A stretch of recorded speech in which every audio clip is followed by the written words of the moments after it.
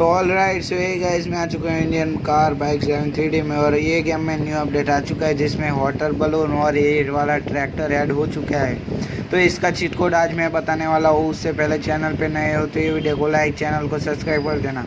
तो मैं आपको पहले ट्रैक्टर ड्राइव करके दिखाता हूँ और फिर वाटर बलून में बैठ कर भी दिखाता हूँ और फिर आपको मैं फाइनल चीट कोड बता दूँगा इसका क्या है चीट कोड।